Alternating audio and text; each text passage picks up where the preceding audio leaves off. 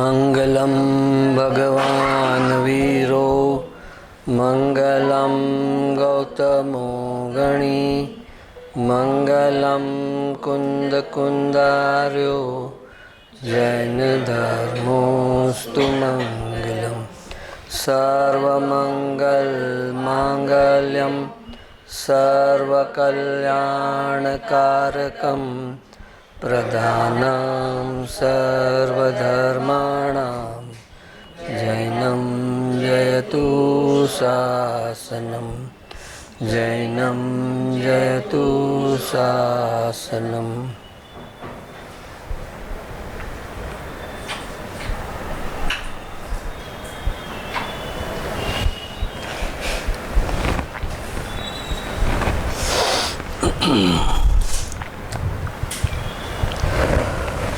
પર્યુષણનો પહેલો દિવસ, આત્મા આરાધનાનો પહેલો દિવસ પર્યુષણમાં.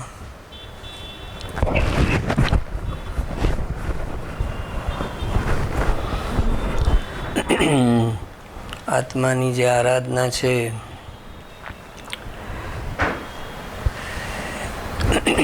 એ મુખ્યપણે શ્રદ્ધાના બદલવાથી શરૂ થાય છે. અનાદિકાળથી આપણું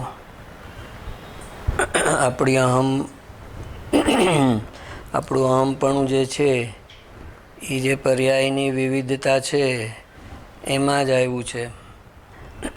ત્યાં જ આપણી દ્રષ્ટિ પડી છે. અને જે દ્રવ્ય છે એની અનાદિકાળથી ઉપેક્ષા થઈ છે.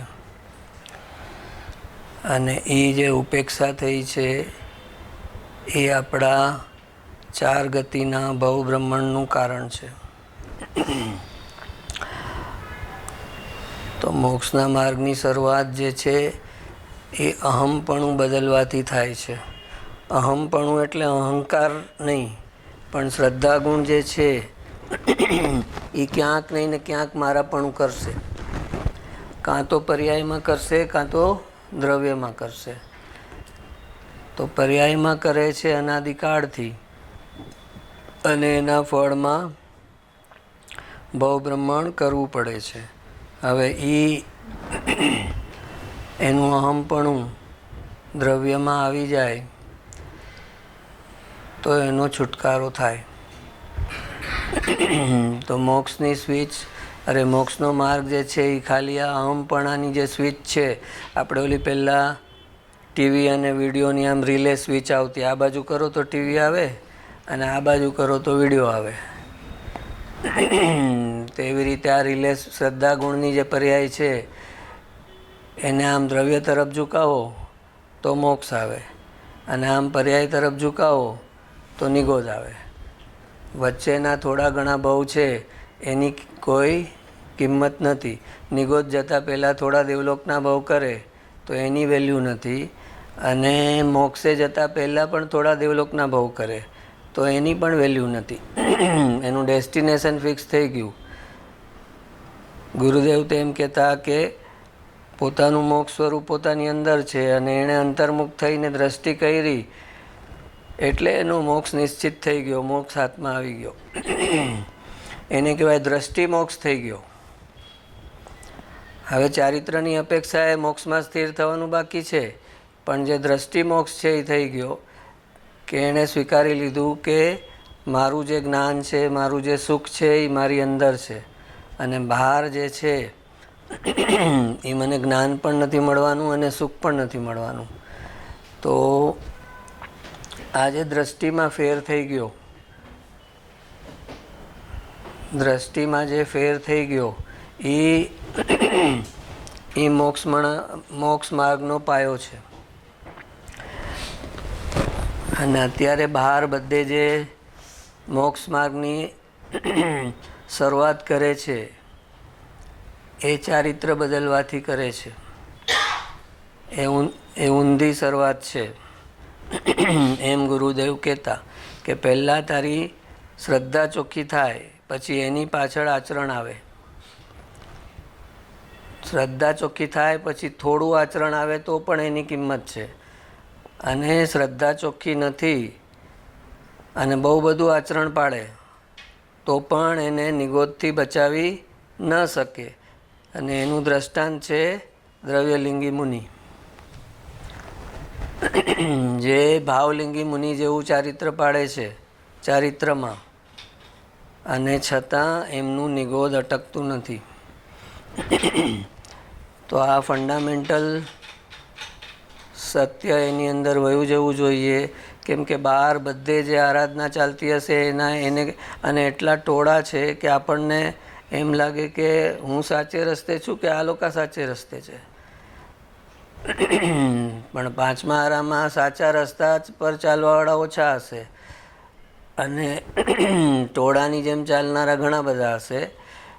તો એ ટોળાથી આપણે જરા પણ મુગ્ધ ન થવું, પ્રભાવિત ન થવું અને આપણો નિર્ણય ક્લિયર રાખવો કે પહેલાં મારી શ્રદ્ધા ચોખ્ખી કરવી પડે.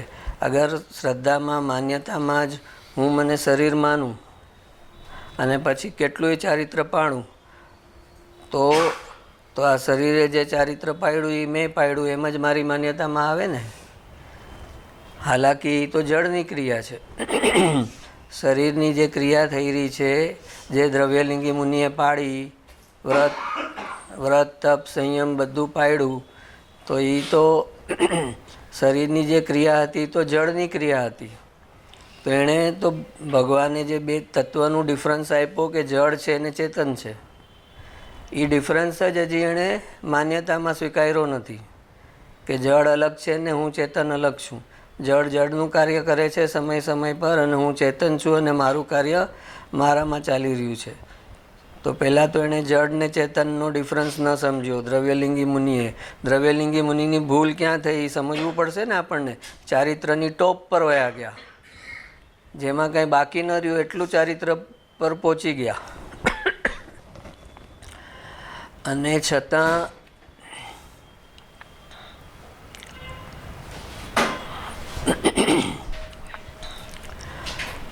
છતાં એક ભાવ નવમી ગ્રેવ એકનો કર્યો અને પછી નિગોદમાં જવાનું કારણ થયું. તો એમની શું ભૂલ રહી ગઈ? તો પહેલાં તો એણે જળ અને ચેતનને અલગ ન માન્યા શ્રદ્ધામાં, કે આ શરીર જળ છે અને એની જેટલી ક્રિયા થાય એ જળના ખાતામાં જાય, એનો કરનારો હું નથી. એ જળ અને ચેતનનું જે બે તત્વ છે, જીવ અને અજીવ, ત્યાં એણે ભૂલ કરી. તત્વની દ્રષ્ટિથી ક્યાં ભૂલ કરી દ્રવ્યલિંગી મુનિએ? તો કે જીવ અને અજીવ બે અલગ તત્વ છે ને, તો એણે અજીવની ક્રિયાને પોતાની માની, એટલે જીવ અને અજીવને જુદા ન માન્યા. તો પહેલી ભૂલ ત્યાં થઈ. અને બીજું, અંદર વ્રત તપ સંયમ પાળવાનો રાગ ઉઠતો હતો, ભાવ આવતો હતો. એ જે ભાવ આવતો હતો શુભ ભાવ, એ આશ્રવ હતો. નવ તત્વમાં જીવ અજીવ પુણ્ય પાપ આશ્રવ બંધ સંવર નિર્જરા ને મોક્ષ 9 તત્વ છે. તો એમાં જે અંદર શુભ રાગ શુભ ભાવ થતો હતો અંદર, એ આશ્રવ હતો, એ કર્મના પરમાણુ ખેંચતો હતો. અને એને શુભ ભાવ જે થયા અંદર એણે પોતાના માયના કે આ વ્રત તપ સંયમનો કેવો ભાવ મને આવે છે અને પછી હું કેવો પાડું છું. તો આશ્રવ છે એના કરતા બન્યા અને શરીરની જે અજીવ છે એના કરતા બન્યા. જે અજીવ અને આશ્રવ જીવથી જુદા તત્વ છે. તો આશ્રવના કરતા બન્યા અને અજીવના કરતા બન્યા, અને એમ કરી અને એ શ્રદ્ધામાં મોટી ભૂલ રહી ગઈ. પછી ભાવલિંગી મુનિ જેવું જ ચારિત્ર પાડ્યું, પણ એ ચારિત્ર એમને એક ભાવ નવમી ગ્રેવ એક લઈ ગયો. દેવલોક જે છે ઉત્કૃષ્ટ, એ ચારિત્ર પાડ્યું અને 11 અંગનું શાસ્ત્રનું જ્ઞાન હતું. 11 અંગનું શાસ્ત્રનું જ્ઞાન અને આ રીતનું ચારિત્ર, એના ફળ સ્વરૂપ એમને નવમી ગ્રેવ્યકનો દેવલોકનો ભાવ આવ્યો. પણ એ નવમી ગ્રેવ્યકથી સીધા નિગોદમાં જવાનું થયું. તો ગુરુદેવ હંમેશા કહેતા કે તું આ દ્રવ્યલિંગીના દ્રષ્ટાંતમાંથી શીખી જા અને તારી શ્રદ્ધાને કેમ બદલવી, કેમ ચોખ્ખી કરવી, એના રસ્તામાંથી ઠીક એનો જે માર્ગ એણે ખોટો પકડ્યો એમાંથી તું શીખી જા, કે એવી ભૂલ તું ન કર. તો કે 11 અંગનું શાસ્ત્રનું જ્ઞાન કર્યું દ્રવ્યલિંગી મુનિએ, તો એમાં પહેલાંના દ્રવ્યલિંગી મુનિનું દ્રષ્ટાંત આવ્યું હશે કે નહીં આવ્યું હોય?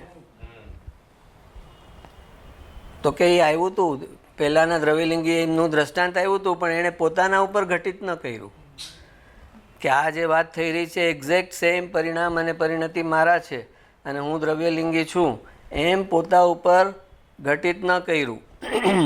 એટલે કે પોતાની પર્યાયનું નિષ્પક્ષપાતપણે સાચું જ્ઞાન કરવું જોતું હતું એ ન કર્યું અને ચારિત્ર પડાતું હતું અને શાસ્ત્રનું જ્ઞાન હતું એના નશામાં રહ્યા. શાસ્ત્રનું જ્ઞાન હતું એ ક્ષયોપશમિક જ્ઞાન હતું. 11 અંગ સુધીનું જ્ઞાન હતું એ કેવળ જ્ઞાન નહોતું, એ ક્ષયોપશમિક જ્ઞાન હતું. તો એ ક્ષયોપશમ જ્ઞાનમાં પણ એટલું એકત્વ કર્યું કે જો મારો કેટલો બધો ઉઘાડ થઈ ગયો છે, મારા જ્ઞાનનો ઉઘાડ તો જુઓ. તો એમ કરીને જે ક્ષયોપશમિક જ્ઞાન હતું એમાં એકત્વ કર્યું અને અંદર જે શુભ ભાવ થતા હતા, હાલાકી એને શુભ ભાવ બી ગણી ન શકાય, કેમ કે જ્યાં મિથ્યાત્વ ભળેલું હોય એ શુભ ભાવને શુભ ભાવ ન ગણી શકાય. મિથ્યાત્વ છૂટી ગયા પછી જ સમ્યક દ્રષ્ટિને જે ભાવ બચે છે એ શુભ ભાવ ગણાય. પણ આમાં તો 99% મિથ્યાત્વ ભળેલું છે ને 1% એનો શુભ ભાવ છે. તો આ 1% શુભ ભાવનું જે ફળ આવશે એનાથી તો આનું ક્યાંય ઘણું ઊંચું ખરાબ ફળ આવશે. તો એ જે 1% શુભ ભાવ ગણાણો એમાં એને ગ્રેવ્યક મળી, 9મી ગ્રેવ્યક.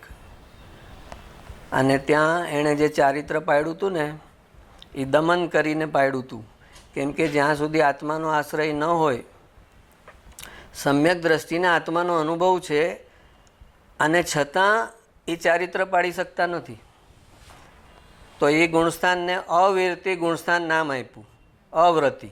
સમ્યક દ્રષ્ટિ છે ત્યાં સુધી અવ્રતિ છે, વ્રત ન પાડી શકે એમ અવિરતિ ગુણસ્થાન નામ આપ્યું. 5મા ગુણસ્થાનથી વ્રત પાડવાનું શરૂ થાય. તો જ્યાં આત્માનો અનુભવ છે, એક સમયનો આનંદ આવેલો છે, એને પણ વ્રત તપ સંયમ કરવા કઠિન છે અને એ મિથ્યા દ્રષ્ટિ છે દ્રવ્યલિંગી મુનિ અને એણે ભાવલિંગી મુનિ જેવું ચારિત્ર પાડ્યું. તો એ કોના જોર ઉપર પાડ્યું? તો કે એ દમન કરીને પાડ્યું. પોતાની અંદર જે રાગ હતો એને દબાવી દીધો અને એ દમન કરીને એ ચારિત્ર પાડ્યું. કેમ કે આત્માનો આનંદ ન આવે તો તમે ચારિત્ર પાડો એમાં દમન આવે ને આવે જ. આનંદ આવે, મુનિને આનંદ આવે છે અંદર, તો પછી વ્રત તપ સંયમ હસતા હસતા પાડે છે કે આ કષ્ટ જે છે વ્રત તપ સંયમને કારણે જે બી એ અમને લાગતા જ નથી, કેમ કે અમને અંદરથી એટલો આનંદ આવે છે કે આ જે ચીજ છે એનાથી અમને આર્ત ધ્યાન નથી થતું. જ્યારે આત્માનો આનંદ નથી અને એ પાડે તો પછી એને આર્ત ધ્યાન થાય જ અંદર વ્રત તપ સંયમમાં. અને એને કારણે એ 9મી ગ્રેવેકમાં ગયા ત્યારે એ જે દબાવેલો કસાય હતો, રૂંધાયેલો કસાય હતો, એ ફાટ્યો અને એ પોતે ભોગવિલાસમાં ત્યાં પડી ગયા અને ત્યાંથી સીધા નિગોદમાં ગયા. તો શ્રદ્ધા પેલી એ કરવાની છે કે જે અજીવ તત્વ છે એનાથી હું જુદો છું અને કેટલાય ઊંચા શુભ ભાવ અંદર થાય તો એ પણ આશ્રવ છે અને એ આશ્રવથી હું જુદો છું. આ શ્રદ્ધાને એકદમ પાકી કરવાની છે, ઘૂંટવાની છે, તો પછી એ મોક્ષ માર્ગનો તમે એકડો ઘૂંટો કહેવાય. આ શ્રદ્ધા જ્યાં સુધી થઈ નથી ત્યાં સુધી ચારિત્રમાં દોડાદોડી કરે તો એ બધા હેઠા પડવાના.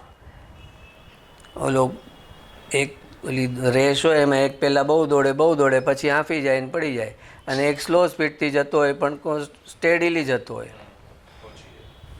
તો એવી રીતે શ્રદ્ધા પહેલાં ચોખ્ખી કરવાનું, બે જ કામ સાથે ન થઈ શકે. શ્રદ્ધા બી ચોખ્ખી કરો ને ચારિત્ર બી ચોખ્ખી કરો એવા વીર્યવાન પુરુષો બહુ ઓછા હોય છે. કે જે શ્રદ્ધા ચોખ્ખી કરતા જાય અને સાથે સાથે ચારિત્ર પણ આવતું જાય. કેમ કે જેમ દરેક દ્રવ્ય સ્વતંત્ર છે એમ અંદર આવે, દ્રવ્યની અંદર આવો તો દરેક ગુણ સ્વતંત્ર છે. તો શ્રદ્ધા ચોખ્ખી થાય એટલે ચારિત્ર ચોખ્ખું થઈ જાય એમ નથી. ચારિત્ર કહે છે ભાઈ હું મારું કાર્ય કરું છું, તું મારામાં વચ્ચે નહીં આવ. તો એ અંદર એક એક ગુણનું જે કાર્ય છે એ સ્વતંત્ર છે. શ્રદ્ધા ગુણ ચોખ્ખું થઈ જાય સમ્યક દ્રષ્ટિને, છતાં ચારિત્ર ચોખ્ખું ન થાય. તો એટલા માટે સમ્યક દ્રષ્ટિ હોવા છતાં એને મુનિ દીક્ષા લેવાનું શક્ય ન થાય. એની પાછળનું કારણ રહસ્ય આ છે કે શ્રદ્ધા ગુણ ચોખ્ખો થઈ ગયો છે, પણ ચારિત્ર ગુણ હજી ચોખ્ખો થવામાં, ચારિત્ર ગુણને ચોખ્ખા થવામાં ક્રમ પડે. શ્રદ્ધા ગુણમાં ખાલી તમારે માન્યતા બદલવાની છે, અભિપ્રાય બદલવાનો છે, તો એ ઓન ધ સ્પોટ થઈ જાય. રોંગ છે એ ખબર પડે એટલે ખબર તમારા માન્યતામાં આ તો રોંગ છે, આ રસ્તો સાચો છે, તો તમારો અભિપ્રાય 1 સેકન્ડમાં બદલાઈ જાય. એમાં ક્રમ ન પડે કે મારો થોડો થોડો અભિપ્રાય થઈ ગયો છે આ બાજુનો કે આ સાચું છે, હજી થોડો થોડો ઓલી બાજુ છે, એમ ન થઈ શકે. શ્રદ્ધામાં ક્રમ ન પડે. ચારિત્ર છે એમાં ક્રમ પડે. તો એ ક્રમ પડે એને કારણે ગુરુદેવ સમ્યક દ્રષ્ટિ હતા પણ એમને દીક્ષા લેવાનો ભાવ ન આવ્યો. તો સત્સંગ કરાવવું, સાધર્મીઓને શાસ્ત્ર ભણાવવા એ બધું થઈ શકે, પણ હું મુનિ દીક્ષા પાડી શકીશ કે નહીં એ જ્યાં સુધી અંતરનો ભરોસો ન આવે ત્યાં સુધી સમ્યક દ્રષ્ટિ પણ દીક્ષા નથી લેતા. ઋષભદેવ ભગવાને 83 લાખ પૂર્વ સુધી દીક્ષા ન લીધી અને રાજમહેલમાં રહ્યા. તો એના અભિપ્રાયો અંદર ચોખ્ખા થઈ જાય તો પછી એને કોઈ કન્ફ્યુઝન ન થાય કે કોઈ મારી આગળ છે, પાછળ છે. મારે મોક્ષના માર્ગમાં જોવાનું જ નથી કે કોણ મારી આગળ છે, કોણ મારી પાછળ છે, કોણ મારી સાથે છે. મારે મારા રસ્તા પર મારી સ્પીડે ચાલવાનું છે. પણ અને કમ્પેરિઝન મારે મારી સાથે કરવાની છે કે વર્ષ પહેલાં હું જ્યાં હતો ત્યાંથી અત્યારે આગળ છું કે નહીં, બીજાથી આગળ છું કે નહીં એ મારે નથી જોવાનું. પેલા ઘોડા ગાડીમાં ઘોડા હોય ને તો એને આમ સાઈડમાં ઓલા આમ બાંધેલા હોય, હા ડાબલા બાંધ્યા હોય ને, એ શું કામ કે એને આજુબાજુનો ટ્રાફિક ન દેખાય. અગર આજુબાજુમાંથી કોઈ એક ઓલો બાઇકવાળો જાય કે બસવાળો જાય ને એ દેખાય ને તો એ ભડકી જાય, એ ડરી જાય. એટલે એને બેય બાજુની વિઝન બંધ કરી નાખે ને એક સામેની જ વિઝન ચાલુ રાખે કે એ ડિસ્ટર્બ ન થાય. તો આપણે આમ ઘોડાને તો ઓફિશિયલી બાંધે, આપણે આમ બાંધી દેવાના કે કોણ આગળ નીકળ્યું. શ્રદ્ધામાં કોણ આગળ નીકળી ગયું છે ને એ જોવાનું કોઈ બેરોમીટર નથી, કેમ કે એ અંતરંગ ચીજ છે. ચારિત્રની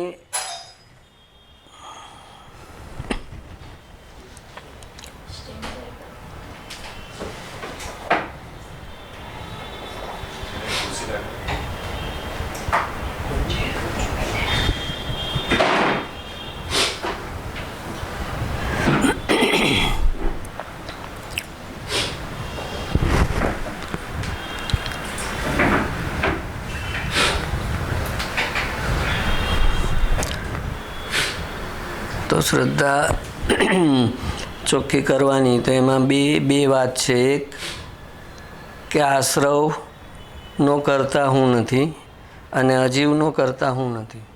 આ નાસ્તિથી વાત થઈ કે હું નથી. તો છે શું? તમે કહો કે ઓલો ફ્લેટ મારો નથી, આ ફ્લેટ મારો નથી, પેલો તો પણ તો તમારો ફ્લેટ કયો છે? તો એમ નાસ્તિથી એમ કીધું કે તું અજીવ શરીર નથી અને તું આશ્રવ નથી.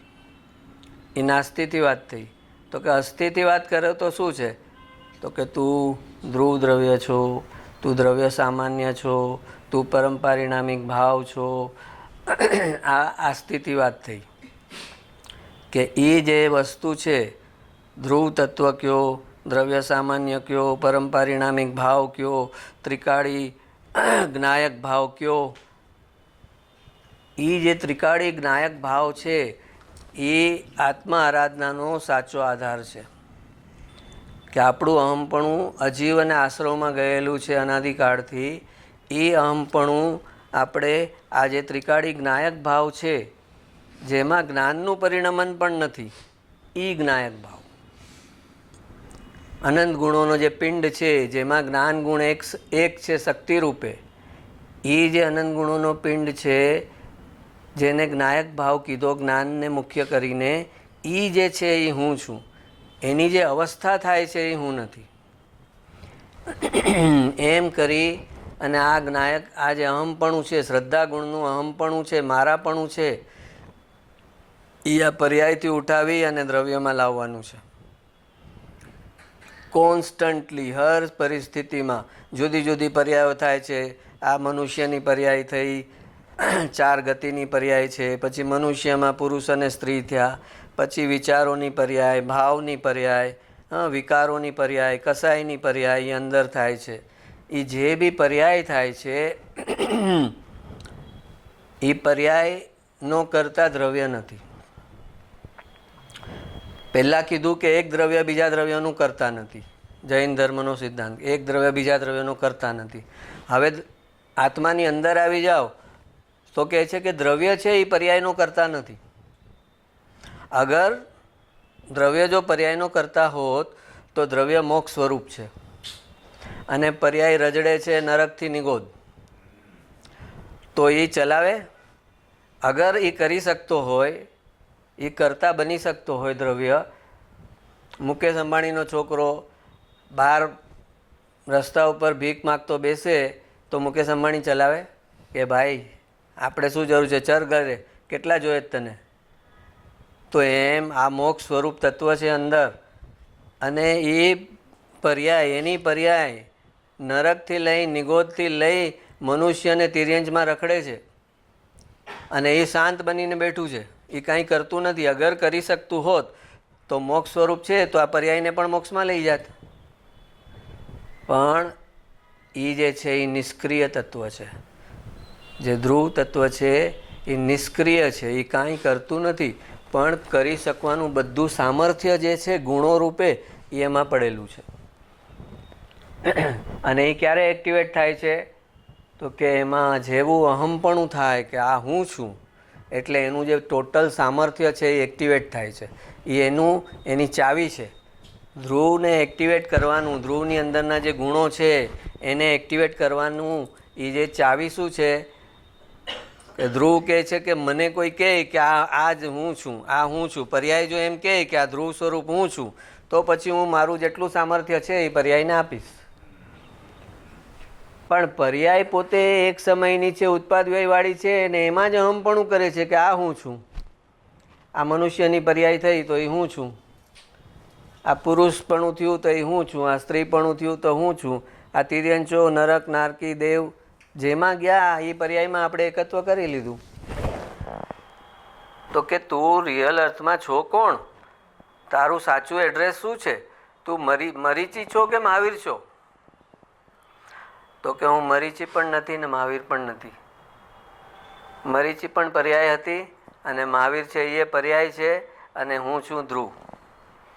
આમ તમારો જવાબ આવે કે તમે મરીચીને પણ ગૌણ કરી નાખો અને મહાવીરનું જે સિદ્ધપણું છે એને પણ ગૌણ કરી નાખો, અને એની અંદરનું જે ધ્રુવ તત્વ છે એને તમે મુખ્ય કરો, તો પછી તમારી અંદરનું ધ્રુવપણું મુખ્ય થાય. પણ તમે બહાર આ મહાવીર છે, આ મુનિ છે એમ કરીને એને પર્યાય દ્રષ્ટિથી નમો છો. પર્યાય દ્રષ્ટિથી વ્યવહાર છે, પણ એ વ્યવહાર કરતી વખતે નિશ્ચય સ્મરણમાં રહે તો વ્યવહાર કામનો. નિશ્ચય ભૂલીને વ્યવહાર થાય છે તો એટલે એ મિથ્યાત્વ થાય છે. કુંતકુનાચાર્ય દેવ કહે છે કે મને મુનિ ગણીને નહીં નમતો, તો એ શું કહેવા માગે છે કે એનું મુનિપણું ટોટલ ગૌણ કરવાનું? તો કે ના, વ્યવહારમાં તો એનું મુનિપણું છે, એનો જે આહાર, એનો જે આપણે જે આદર કરવાનો છે એ કરવાનો છે, પણ એ કરતી વખતે એની જે 6ઠ્ઠા 7મા ગુણસ્થાનની પર્યાય છે એનાથી પાર એનું ધ્રુવ દ્રવ્ય છે, એના પર આપણી દ્રષ્ટિ જવી જોઈએ. કે આ 6ઠા 7મા ગુણસ્થાનના મુનિ છે એ તો હમણાં છે, ક્યારે એ બદલીને 13મા ગુણસ્થાનમાં વયા જશે, 14મામાં જઈને સિદ્ધશિલા પર બેસી જશે. તો તમે કઈ ચીજને એની પરમનન્ટ એડ્રેસ ક્યાં છે તમારી પાસે? તો કે જે ધ્રુવ છે એનું પરમનન્ટ એડ્રેસ છે. મને ત્યાંથી તમારી દ્રષ્ટિ હલે જ નહીં. કેટલું બી ક્યાંય બી થઈ જાય પણ એ ધ્રુવ તમારી દ્રષ્ટિમાંથી ન હલે. તમારો જ્ઞાયક ભાવ જે છે એ તમારી દ્રષ્ટિમાંથી ન હલે. કે એ જે જ્ઞાયક ભાવ છે એ જ હું છું, હું જાણનારો છું.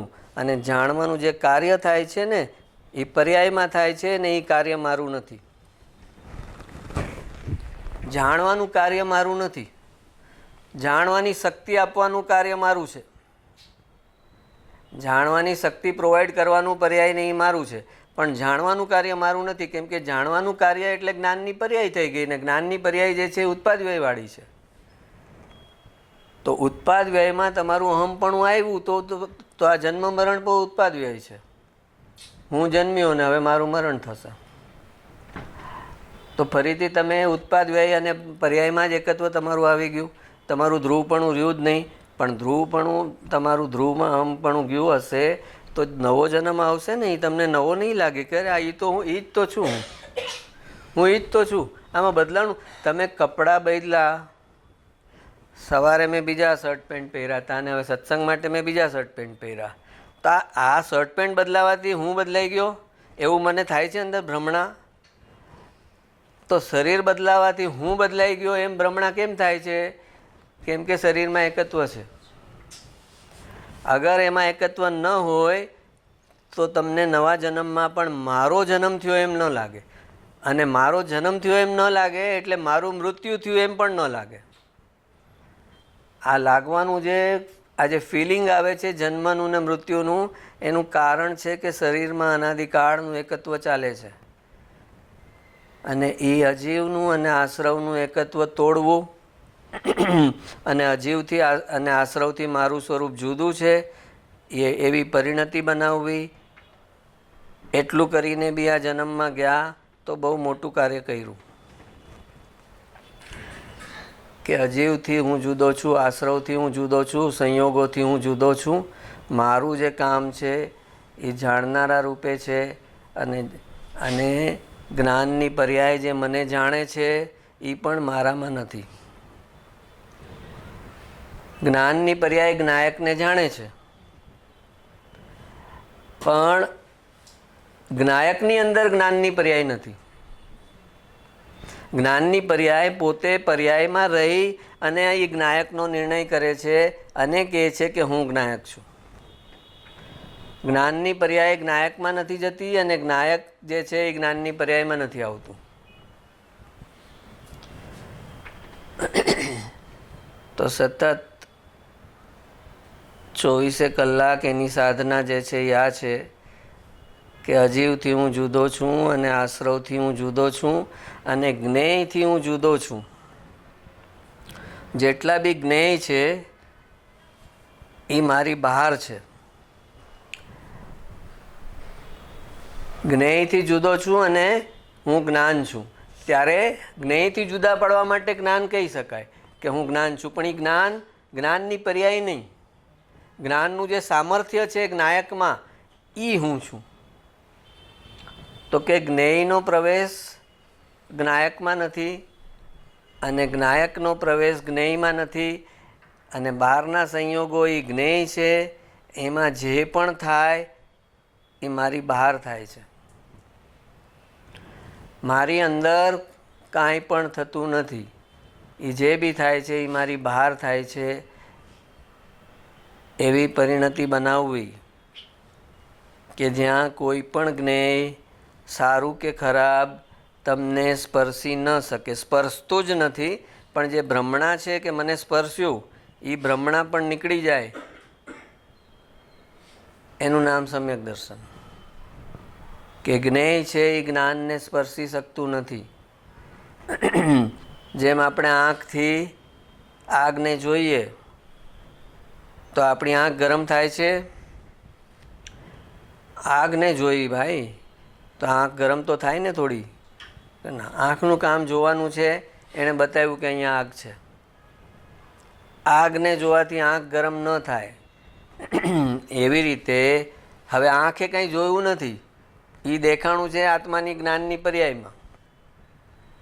તો એવી રીતે આંખ જ્યાં ગરમ નથી થતી, સ્થૂળ છે, બહાર છે, એ ગરમ નથી થતી આગને જોવાથી, તો જ્ઞાન કેવી રીતે ગરમ થાય? તો એવી રીતે અંદર જે રાગ અને વિકાર થાય છે એની ઝલક, એ ચારિત્ર ગુણમાં રાગ અને વિકાર થાય છે એનો પ્રતિભાસ, એની ઝલક જ્ઞાન ગુણમાં પડે છે. પણ એનાથી રાગનો પ્રતિભાસ પડવાથી જ્ઞાન જે છે એ મલિન થતું નથી. જેમ અરીસાની સામે આગ મૂકી તો અરીસો ગરમ ન થયો, એમાં જે અરીસામાં જ્વાળાઓ પણ દેખાણી, એ જગાએ તમે હાથ રાખો તો તમને અરીસાનું વેદન આવે કે આગનું વેદન આવે? અરીસાનું વેદન આવે ને. પણ એમાં આગ દેખાય છે તો કંઈ દેખાય છે એ અરીસાની અવસ્થા છે, એમાં આગનો પ્રતિભાસ થાય છે. એ જે ત્યાં આગળ તમને જે આગ દેખાય છે એ અરીસાની અવસ્થા છે. આગ તો એમાં પ્રવેશી નથી, પ્રવેશી હોત તો એ ત્યાં ગરમ લાગત.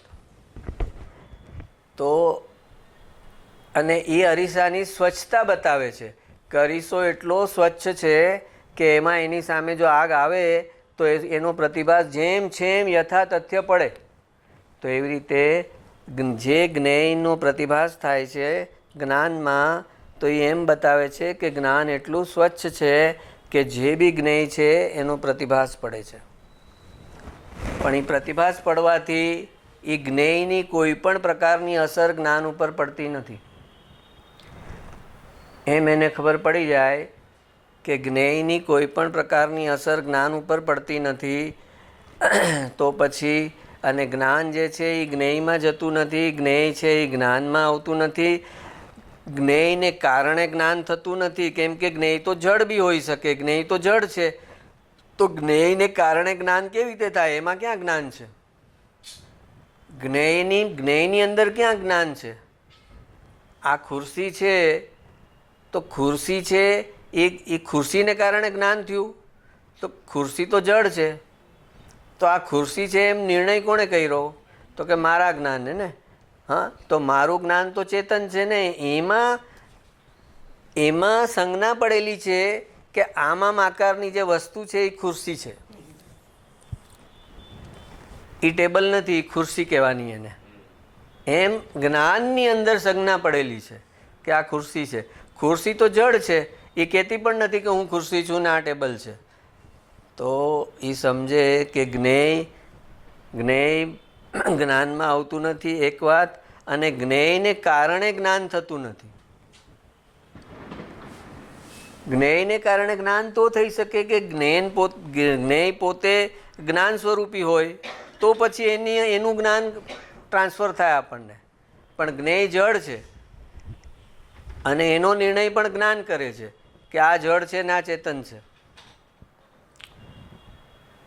તો મિથ્યાત્વ જે ટાળવાનું, દર્શનમો ટાળવાનું જે પહેલું કાર્ય છે, એ કાર્ય એની આરાધનાનો જે આધાર છે, જે દિગંબર સંતોએ આપ્યો, જે ગુરુદેવે આપ્યો, કે એક જ આધાર છે તારો કે આ જે ત્રિકાળી જ્ઞાયક ભાવ છે, આ ત્રિકાળી ચૈતન્ય તત્વ છે, એ જે છે એ તને સતત સ્મરણમાં રહેવું જોઈએ અને એમાં તારું અહમપણું સતત આવવું જોઈએ. હર પરિસ્થિતિ, હર સંયોગ ઉદય પ્રમાણે જે ચાલે છે એ બદલાતા ઉદય જે છે એમાં તારું અહમપણું ન જાય. અને આ જે ત્રિકાળી જ્ઞાયક ભાવ છે એ જ્ઞાયક ભાવમાં સતત તારું અહમપણું જાય કે હું ચૈતન્ય માત્ર છું, હું જ્ઞાન માત્ર છું, હું જાણનારો છું, હું દ્રવ્ય સામાન્ય છું, હું પરમપારિણામિક ભાવ છું, હું ત્રિકાળી જ્ઞાયક ભાવ છું. જે સમયસારની છઠ્ઠી ગાથામાં પૂરો સાર આવી ગયો કે નથી અપ્રમત કે પ્રમત નથી, જે એક જ્ઞાયક ભાવ છે, જે એક જ્ઞાયક ભાવ છે. એ રીતે શુદ્ધ કથાય ને જે જ્ઞાત તે તો તે જ છે, મને મારો જ્ઞાયક ભાવ જ જણાય છે. આ કેમેરા નથી જણાતો, મારો જ્ઞાયક ભાવ જણાય છે. એટલે કે આ કેમેરાનો જે પ્રતિભાસ ક્યાં પડ્યો? મારા જ્ઞાયક ભાવને કારણે પડ્યો ને. મારામાં જે જાણવાનું સામર્થ્ય હતું એને કારણે એનો પ્રતિભાસ પડ્યો ને. તો જ્ઞેય છે એ મારા જ્ઞાનની પ્રસિદ્ધિ કરે છે. જ્ઞાની એમ કહે છે કે જેટલા જ્ઞેય છે એ મારા જ્ઞાનની પ્રસિદ્ધિ કરે છે. અમને અલગ અલગ જ્ઞેય દેખાતા જ નથી. અમારા જ્ઞાનની પ્રસિદ્ધિ થાય છે કે હો જો જ્ઞાન કેવું છે મારું. ટેબલને ટેબલ રૂપે જાણે, ખુરશીને ખુરશી રૂપે જાણે, મનુષ્ય છે એને એના રૂપે જાણે, પુરુષ સ્ત્રી બધાનું બાયફર્કેશન કરીને 1 સેકન્ડમાં જાણી લે છે. કેવું મારું જ્ઞાન છે. એ જ્ઞાન અંદર કામ ન કરતું હોત તો આ બધું કેવી રીતે થાત? એમ કરી અને એ જે જ્ઞાન આવે છે શેમાંથી? તો કે એ જ્ઞાન મારા જ્ઞાયક સાથે અભેદ છે અને એ જે જ્ઞાયક છે એ હું છું. એમ કરી વિકલ્પથી કરો, સ્મરણ રાખીને કરો, જેમ કરો એમ કરો, પણ તમારી સાધનાનું જે મુખ્ય કેન્દ્ર છે એ આ જ્ઞાયક ભાવ છે. નથી અપ્રમત કે પ્રમત નથી. પ્રમત જે છે એ 6થું ગુણસ્થાન છે અને અપ્રમત છે એ 7મું ગુણસ્થાન છે. તો કુંકુનાચાર્ય દેવ કહે છે હું પ્રમત પણ નથી ને હું અપ્રમત પણ નથી. કહી દીધું એમણે કે હું મુનિ નથી, હું 6થા 7મા ગુણસ્થાનવાળો મુનિ નથી, એમ કહી દીધું ઇનડાયરેક્ટલી. નથી અપ્રમત કે પ્રમત નથી, જે એક જ્ઞાયક ભાવ છે એ રીતે શુદ્ધ કથાય. એ કેમ, એને શુદ્ધ કેમ કહેવામાં આવે છે? એ રીતે શુદ્ધ કથાય ને જે જ્ઞાત તે તો તે જ છે. કેમ કે આ પ્રમત અને અમરત નથી. પ્રમત જે છે એ અશુભ છે અને અપ્રમત છે એ શુભ છે. તો એ શુભ પણ નથી ને અશુભ પણ નથી. એવો જે જ્ઞાયક ભાવ છે એટલા માટે એને શુદ્ધ કહેવામાં આવે છે કે એની અંદર શુભ પણ નથી જતું, અશુભ પણ નથી જતું. એ રીતે શુદ્ધ કથાય. કેમ? આગલી લાઈનમાં એનું રિઝલ્ટ પહેલી લાઈનમાં સમજાવ્યું. નથી અપ્રમત કે પ્રમત નથી, જે એક જ્ઞાયક ભાવ છે એ રીતે શુદ્ધ કથા. એ રીતે એટલે કઈ રીતે? તો કે એ પ્રમત નથી એટલે કે અશુભ ભાવ નથી અને અપ્રમત નથી એટલે કે એ શુભ ભાવ પણ નથી. એ પ્રમાદ કરવાવાળો પણ નથી ને અપ્રમાદ કરવાવાળો પણ નથી. એવો જે જ્ઞાયક ભાવ છે એ શુદ્ધ છે અને એ જ્ઞાયક ભાવ મને બહાર બધે દેખાય છે. બહાર બધે સૂર્યનું કિરણ જોતા મને સૂર્યનું કિરણ નથી દેખાતું પણ સૂર્ય દેખાય છે. ટેબલ ખુરશી જેટલો પ્રકાશ જ્યાં પડે છે તો મને એ ટેબલ ખુરશી નથી દેખાતા. મને એમ દેખાય છે કે સૂરજનો પ્રકાશ પડે છે એટલે એ દેખાય છે ને, તો મને સૂરજ જ દેખાય છે. દરેક જ્ઞેયમાં મને મારો જ્ઞાયક ભાવ દેખાય છે કે મારું જ્ઞાનનું સામર્થ્ય છે, મારો જ્ઞાયક ભાવ છે, જેને કારણે મને જ્ઞેયોની પ્રસિદ્ધિ થાય છે, એનો પ્રતિભાસ પડે છે અને એને હું જાણું છું. પ્રતિભાસ પડે છે અને એને હું જાણું છું એમ કહેવું એ પણ વ્યવહારનું કથન છે. એનો પ્રતિભાસ પડે છે તો કે જ્ઞાન કે છે એનું એટલે કોનો? હું કોઈનો પ્રતિભાસ નથી પાડતું. હું કોઈનો પ્રતિભાસ નથી પાડતું તો પછી જ્ઞાન સ્વતંત્ર ન રહ્યું, એ તો જ્ઞેય ઉપર ડિપેન્ડન્ટ થઈ ગયું. તો કે હું જ્ઞેય પર ડિપેન્ડન્ટ નથી. તો કે જ્ઞેયનો પ્રતિભાસ પડ્યો જ્ઞાનમાં એમ કીધું ને, તો કે એ તો વ્યવહારથી કીધું કે જ્ઞેયનો જેવો આકાર હોય છે એવો જ આકાર હું ધારણ કરી લઉં છું મારા સામર્થ્યથી. મારું સામર્થ્ય છે, જ્ઞેયનું સામર્થ્ય નથી પહેલી વાત, અને જ્ઞેયનો આકાર નથી, પણ મારો આકાર છે એ જ્ઞેયને મળી જાય છે, રિસેમ્બલ થાય છે, તો એને જ્ઞેયનો આકાર વ્યવહારથી કીધું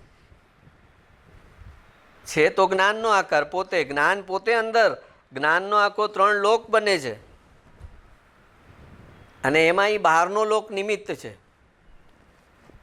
બહારનો લોક, પૂતગલનો જે લોક છે એનું પ્રતિબિંબ પડે છે જ્ઞાનમાં, કેવળ જ્ઞાનમાં.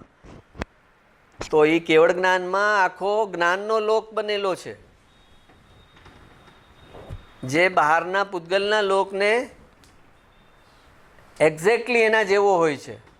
તો એમ કહેવામાં આવ્યું કે ભગવાન 3 લોક 3 કાળને જાણે છે. ભગવાન 3 લોક 3 કાળને નથી જાણતા, પણ ભગવાન તો પોતાની જ્ઞાનની પર્યાયને જાણે છે.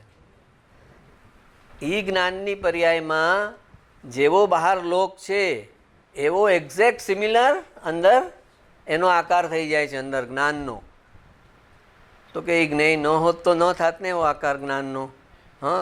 જ્ઞેય છે તો થયો ને, તો કે એ થયો એટલે પણ જ્ઞાનના સામર્થ્યથી થયો. એમાં જ્ઞેયનું કોઈ કોન્ટ્રીબ્યુશન નથી, કોઈ પાર્ટિસિપેશન નથી. કેમ કે જ્ઞેય ન હોય અને જ્ઞાન આકાર બનાવે તો જ્ઞાન ખોટું થઈ ગયું. જ્ઞેય ન હોય અને જ્ઞાન જો આકાર બનાવે તો જ્ઞાન ખોટું થઈ ગયું. તો કે જ્ઞાન કહે છે હું ખોટું કાંઈ કેવી રીતે, તો પછી મારા જ્ઞાનની સચ્ચાઈ ક્યાં રહી? હું એક્ઝેક્ટલી જ્ઞેય જેવો જ આકાર બનાવીશ, છતાં મારે જ્ઞેય સાથે કોઈ રિશ્તો નાતો નથી.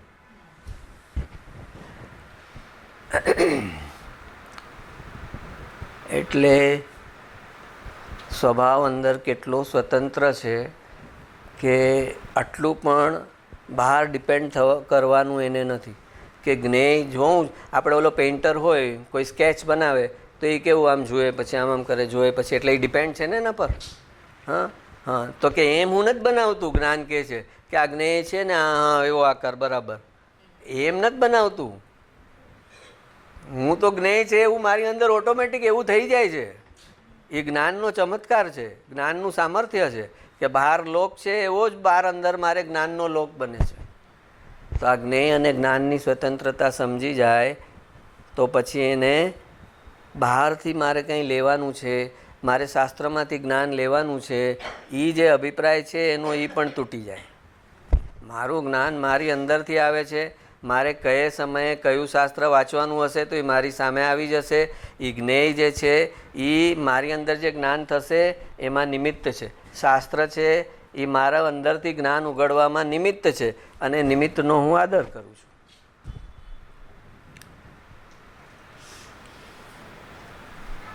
એટલે ભગવાનના આગમનો આપણે આદર કરીએ છીએ. પણ એમ નથી કે એ આગમમાંથી આપણા આત્મામાં જ્ઞાન આવે છે. આગમ આપણું આત્માનું જ્ઞાન ખોલવામાં નિમિત્ત બની શકે, કેમ કે એ ભગવાનની વાણી છે ને ભગવાનનો આત્મા ખુલેલો હતો, ઉઘડેલો હતો પૂરેપૂરો, પૂર્ણ દશામાં. તો એમાંથી આગમ આવ્યા. તો હવે આગમ મને મારો આત્મા ખોલવામાં નિમિત્ત બની શકે, એવો નિમિત્ત નૈમિત્તિક સંબંધ છે.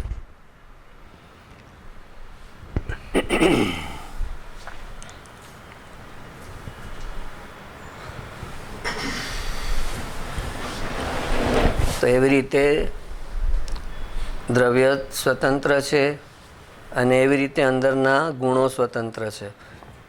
હાલાકી સમ્યક દર્શન થાય છે ત્યારે કૃપાળુદેવે એક વર્ડ આપ્યો, સર્વગુણાંશ તે સમ્યક્ત્વ. સર્વગુણાંશ તે સમ્યક્ત્વ.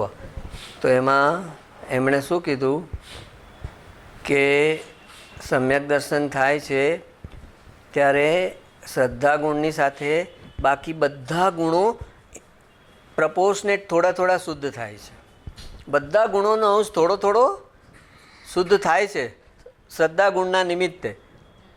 શ્રદ્ધા ગુણ અહીંયા સમ્યક દર્શન થઈ જાય અને અહીંયા જ્ઞાન ગુણમાં એને કાંઈ ઠેકાણા ન હોય કે 6 દ્રવ્ય ન સમજાવી શકે, 9 તત્વ ન સમજાવી શકે. તો એમ ન હોય કે થોડું થોડું શ્રદ્ધા ગુણનો બેનિફિટ બધા જ્ઞાનને મળે, એટલે જ્ઞાન બી થોડું ઉગડી જાય, એનું ચારિત્ર ગુણમાં સ્થિરતા બી આવી જાય. ચારિત્ર ગુણમાં એકદમ જેમ તેમ કરતું હોય ને અહીંયા સમ્યક દર્શન થઈ ગયું, તો કે એમ ન હોય, એને પ્રપોર્શનેટ શુદ્ધિ આવી જાય. પણ જેટલી શ્રદ્ધા ગુણમાં આવી હોય એટલી આવે એવું જરૂરી નથી. એનો દાયરો બની જાય કે હવે આ દાયરાની બહાર એ નહીં જાય, આ દાયરાની બહાર એનું ચારિત્ર નહીં જાય. પણ એ દાયરાની બહાર નહીં જાય એમાં ઘણું બધું છે. એ દાયરાની અંદર કે ભાઈ લગ્ન કરશે, એ લડાઈ કરશે અને છતાં એનું સમ્યક દર્શન નહીં જાય. તો એને એટલે કીધું સર્વગુણાંશ તે સમ્યક્ત્વ. બધા ગુણોનો થોડો થોડો અંશ જે છે એ સમ્યક્ત્વને કારણે પ્યુરિફાય થઈ જાય છે, એની મલિનતા દૂર થાય છે. તો બધું જ્ઞાન સાંભળીને છેલ્લે ક્યાં આવવાનું? તો કે જ્ઞાયક ઉપર. બધું સાંભળીને મારે આવવાનું ક્યાં? મારો જ્ઞાયક ભાવ છે, એ મારું શરણું છે, એ મને તારનારો છે. જે ખરેખર તારનારો છે અને જે ખરેખર શરણ આપનારો છે એને દિવસમાં એકવાર યાદ ન કરીએ અને બાકી દુનિયાભરની ચીજને યાદ કરીએ તો કે દિવસે આરો આવે આપણો. જ્ઞાની કહે છે ખરેખર અમે કહીએ છીએ કે તારી અંદરનો જ્ઞાયક ભાવ છે એનું તું શરણું લે અને ચમત્કારો થશે. તને જોતા હશે થોડાક એવાય થશે, કેમ કે જેવો જ્ઞાયક ભાવમાં આવે એટલે એને એટલા બધા અંતરાયો તૂટે, એટલી બધી અંતરાય કર્મની નિર્જરા થાય તો એના જે પેન્ડિંગ રાગ પડેલા હોય ને એ પેન્ડિંગ રાગનો નંબર લાગતો જાય કે હવે આ અંતરાય તૂટ્યો તો કે હવે આમનો રાગ છે, આ પૂરો કરો, આ પૂરો કરો, પૂરો કરો. જ્ઞાયક ભાવમાં આવે એટલો વિતરાગતામાં આવ્યો ને. વિતરાગતા રાગની પૂર્તિ માટે વિતરાગતાનું બળ જરૂરી છે. તો જેટલા પ્રપોઝિટનેટમાં વિતરાગ થાય ને એટલો અહીંયા આગળનો રાગ ફૂલફિલ થવા લાગે. તો કે ફાયદો શું? વિતરાગ થઈ ગયો ત્યારે રાગની પૂર્તિ થાય તો કે બસ એવું જ કુદરતી રચના છે એવી જ છે કે જે રાગ કરે અને વિકાર કરે ને મને મળે મને મળે મને મળે એમ ઝાવા નાખે એને પરિપૂર્ણ રીતે ક્યારેય ન મળે. અને જે છોડી દે કે હું તો મારા સ્વરૂપથી સંતુષ્ટ છું એને કુદરત મોક્ષે મોકલતા પહેલાં આ સૃષ્ટિના જે બેસ્ટ સુખો છે એ આપી દે છે કે હવે આનું શરીર જ જવાનું છે ને, હવે 3-4 ભાવ શાશ્વત સુખ ભોગવે એ પહેલાં એને જે થોડો ઘણો ભ્રમણા રહી ગઈ છે કે કદાચ આમાં સુખ છે, કદાચ દેવલોકમાં સુખ છે, કદાચ 9મી ગ્રહવેકમાં સુખ છે, ચક્રવર્તી બનવામાં સુખ છે, વાસુદેવ બનવામાં સુખ છે, તો કે આપી દો એને. મોક્ષે જતાં પહેલાં એની થોડો ઘણો જે ભ્રમણા છે ને એ ભ્રમણા એની નીકળી જાય કે આમાં સુખ નથી. એટલે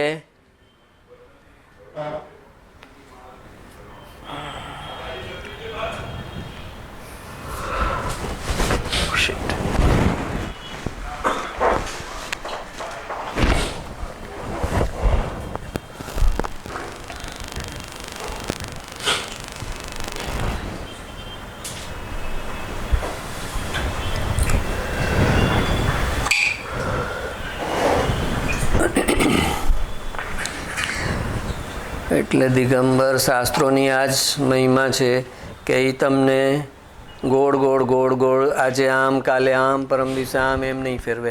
એ ફરી ફરીને ફરી ફરીને એક જ વાત કરશે, એક જ વાત કરશે. તો કે એમ કેમ? તો કે તારે કૂવામાંથી ખાડો ખોદીને કૂવામાં પાણી નીકાળવાનું છે તો તું 10-10 ફૂટના 10 ખાડા ખોદે તો પાણી નીકળે કે 100 ફૂટનો એક ખાડો ખોદે તો પાણી નીકળે? તો એવી રીતે દિગંબર સંતો કહે છે કે તું એક જ્ઞાયક ભાવને ઘૂંટે તો તારા બધા ગુણ અને બધું ઐશ્વર્ય પ્રગટે. તો અમે તને કોન્સ્ટન્ટલી જ્ઞાયક ભાવ ઘૂંટાવીએ છીએ કે અનાદિકાળથી આ જીવ જે છે એ જ્ઞેય લુબ્ધ થઈ ગયો છે. એને જ્ઞેયમાં કુતૂહલ લાગે છે. હો શું વાત છે, હો શું વાત છે. જ્યાં જ્યાં એનું કુતૂહલ આવ્યું, એનો મહિમા આવ્યો, એ ક્યાં આવ્યો? કોઈ જ્ઞેય જોયું એમાં આવ્યો. હરવા ફરવા ગયો, સાઇટ સીઈંગ કરવા ગયો તો એનું ક્યાં આવ્યું કુતૂહલ? અરે અરે પણ શું અરે? એ તને જે જ્ઞેય દેખાણું એ તારો જ્ઞાનનો વૈભવ છે એમ બતાવે છે કે મારી પાસે જ્ઞાનનો વૈભવ છે કે જેને કારણે એ જ્ઞેયનું સૌંદર્ય હું સમજી શકું છું. તો જ્ઞેયનું સૌંદર્ય તું સમજે તો તારે જ્ઞાયક અને જ્ઞાતાનું સૌંદર્ય નહીં સમજવાનું. એ સમજ્યા વગર તું જ્ઞેયનું સૌંદર્ય સમજે છે એટલે મિથ્યાત્વ. જ્ઞેય કોઈ સુંદર નથી ને કોઈ કુરૂપ નથી. મારો જ્ઞાયક ભાવનો પ્રકાશ પડે છે એના પર એટલે એ સુંદર બની જાય છે.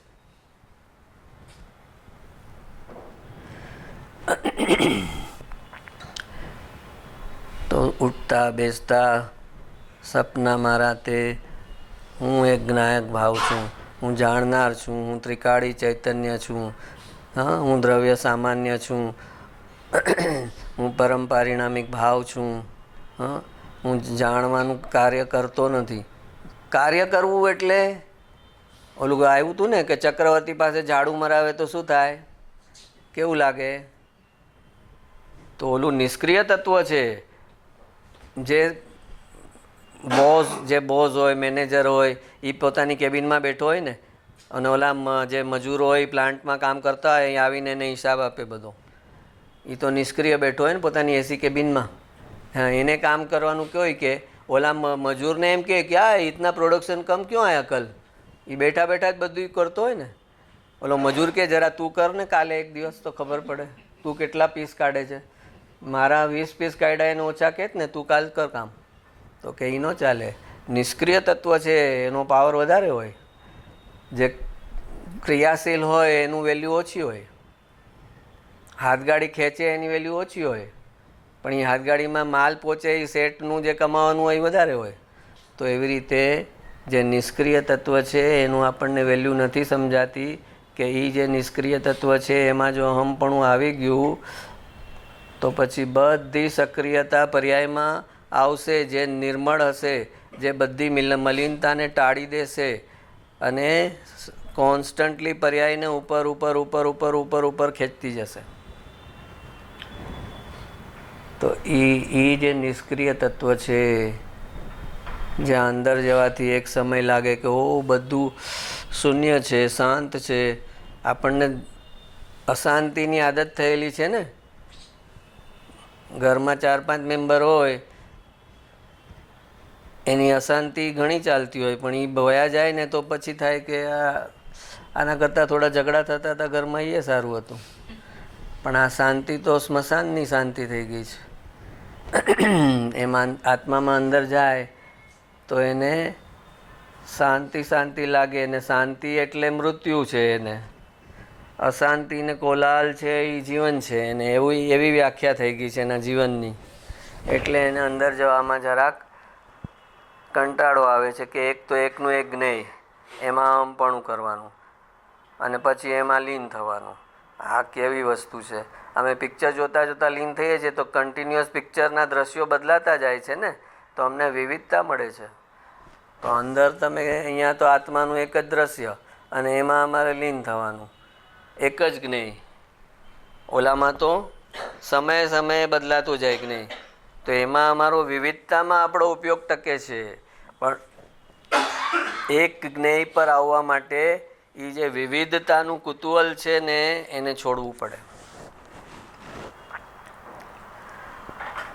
અને અહીંયા કાંઈ વિવિધતા નથી, એમાં અહમપણું આવી ગયું તો પછી દુનિયાભરની વિવિધતા પર્યાયમાં પ્રકટશે.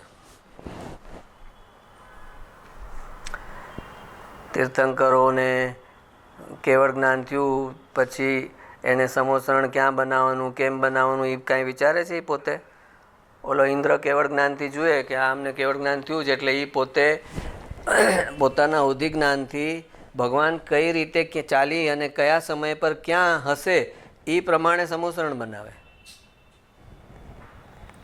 ભગવાન કહેવાનો જ ભાઈ હવે મારું કેવળ જ્ઞાન થયું છે તો મારે જરા દિવ્ય ધ્વનિ આપવાની છે, તો તું જરાક આવીને જરાક બનાવ ને, હું અહીંયાથી જવાનો છું. એને તો કેવળ જ્ઞાન હોય એટલે એને તો ખબર હોય, પણ આ પોતાના અવધિ જ્ઞાનથી નિર્ણય કરી લે કે ભગવાન હવે કેવી રીતે મૂવ થશે.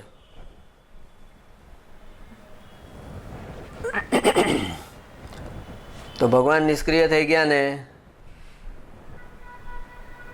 તો એના વતી કાર્ય કરનાર કોઈ સક્રિય આવશે ને આવશે.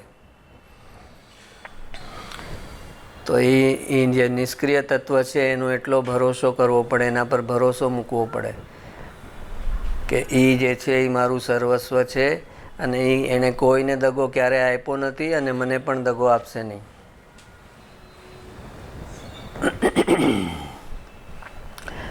અને એના માટે શાંતિથી બેસવું પડે, શાંતિથી બેસવું પડે. આ જે આત્મસાધના છે ને એ કંઈ કરવાની દોડ નથી, પણ કંઈ ન કરવાનું કેમ કરવું એ એની દોડ છે. ઠેરી જવું. ભાગી રહ્યા છે ને આપણે, ભાગી રહ્યા છે ને કોન્સ્ટન્ટ. શરીરથી નથી ભાગતા તો મનથી ભાગીએ છીએ. એ જે ભાગવાનું ચાલે છે ને એને ઠહેરાવ આપવાનો, એનું નામ આત્મસાધના.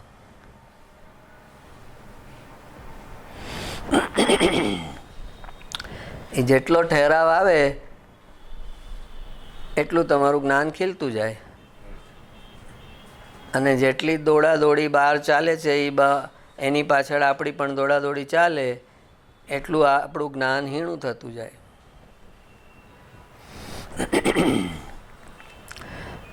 તો ધ્યાન એટલે ઠહેરાવ છે. શેના માટે હું ભાગું છું, શેના માટે હું વિચારું છું, શેના માટે હું ભાવ કરું છું. મારો સ્વભાવ જ નથી વિચાર કરવા, ભાવ કરવા, શરીરથી દોડવું. આ મારો સ્વભાવ જ નથી. તો કે આમ વિચાર નહીં કર્યો તો કેમ થશે? એ તને ભ્રમણા છે કે તારા વિચારને કારણે થયું. એ મોટું મિથ્યાત્વ છે કે મેં વિચાર કર્યો, મેં ભાવ કર્યો, મેં સંકલ્પ કર્યો, મેં વિકલ્પ કર્યો અને વિકલ્પથી કાર્ય થયું. વિકલ્પથી કોઈ દિવસ કાર્ય થતું નથી. કાર્ય તો એના ક્રમબદ્ધ અનુસાર થાય છે. તું ગમે એવા વિકલ્પ કર. આ મુકેશ અંબાણી બેસીને એમ વિચારે હું ગરીબ થઈ જાઉં તો સારું, હું ગરીબ થઈ જાઉં તો સારું, હું ગરીબ થઈ તો એ ગરીબ થઈ જાય? તો કે ભાઈ એનું પુણ્ય છે ત્યાં સુધી ગરીબ ન થાય. એ વિકલ્પ ગમે એટલો ઊંધો કરે, એનો જે વૈભવ છે એ પુણ્યને આધીન છે. હવે એ વિકલ્પ શું કરે છે એની હારે એને નિસ્બત નથી. તો એવી રીતે કોઈ કે હું અમીર થઈ જાઉં, અમીર થઈ જાઉં, અમીર થઈ જાઉં. તો કે વિચારથી અમીર થઈ જાઉં એમ વિકલ્પ કરવાથી થોડી અમીર થઈશ. હવે તારું એ પૂર્વનું બેલેન્સ નક્કી થઈ ગયું છે. તો આ લોકો પોઝિટિવ થિંકિંગવાળા એમ શીખવાડે છે કે પોઝિટિવ થિંકિંગ કરો. હું અમીર છું, હું અમીર છું, અમીર છું, હું બિલ ગેટ્સ કરતાં વધારે અમીર છું, હું મુકેશ અંબાણી કરતાં વધારે અમીર છું. એમ કરો એટલે કે અમીર થઈ જશો.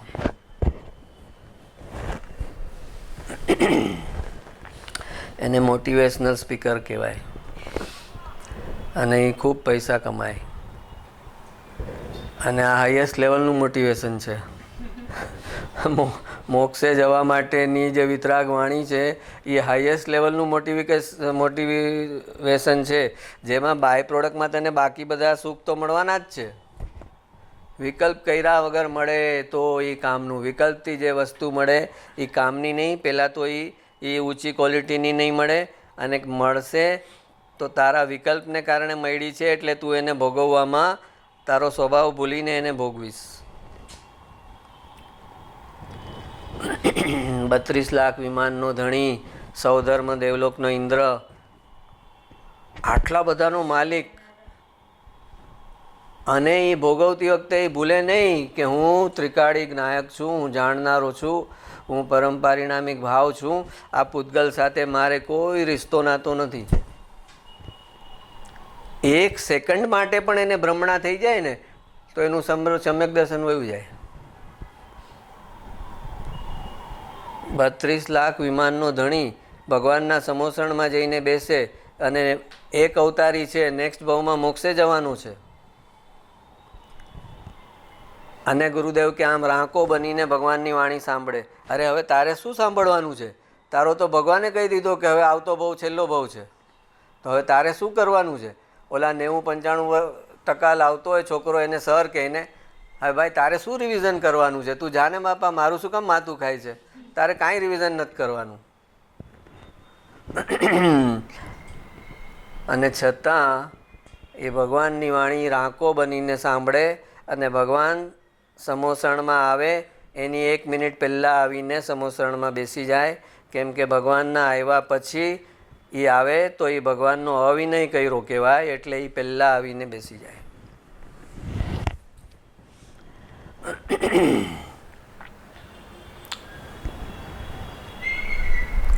તો રિદ્ધિ સિદ્ધિ બાય પ્રોડક્ટમાં મળે છે અને એનું જ કામ, એ જ કામનું છે. બાય પ્રોડક્ટમાં જે મળે ને પુણ્ય, એ કામનું. પણ પુણ્યના લક્ષ્ય જે પુણ્ય કરે અને એ પુણ્યની સામગ્રી મળે એ કામની નહીં, કેમ કે એ અધોગતિમાં લઈ જાય.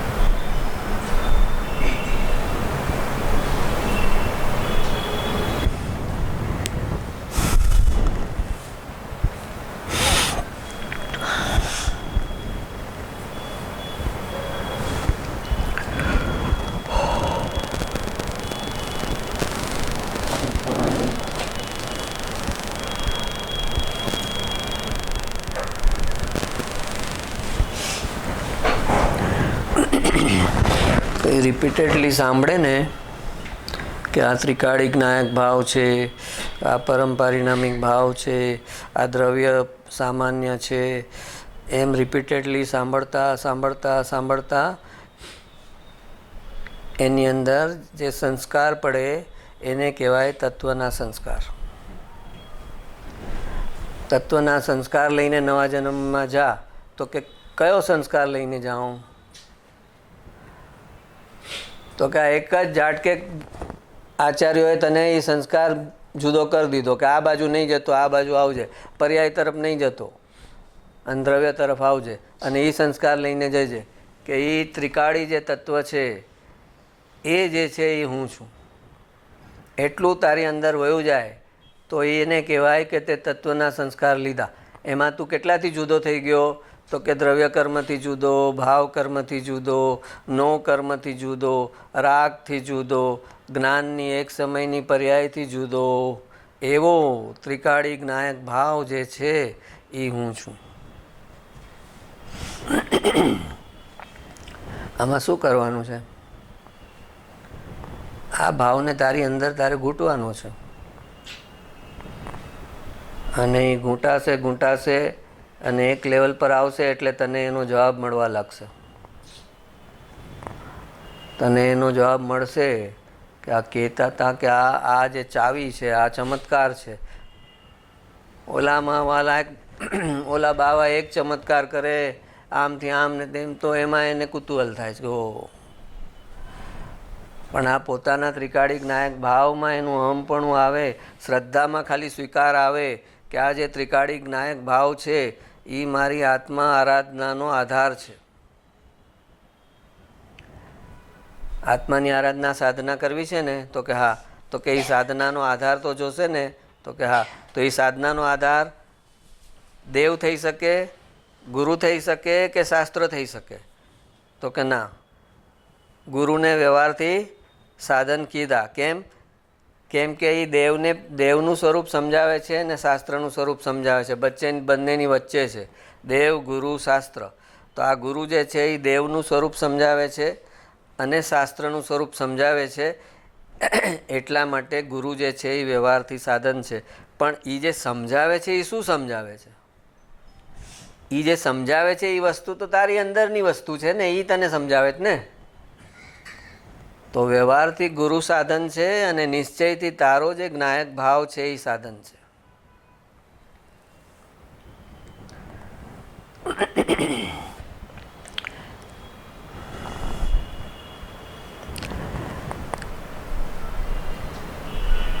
એને જ્ઞાયક ભાવ કીધો જ્ઞાનની મુખ્યતાથી. અનંત ગુણોને તો ભાષામાં, શબ્દોમાં બોલી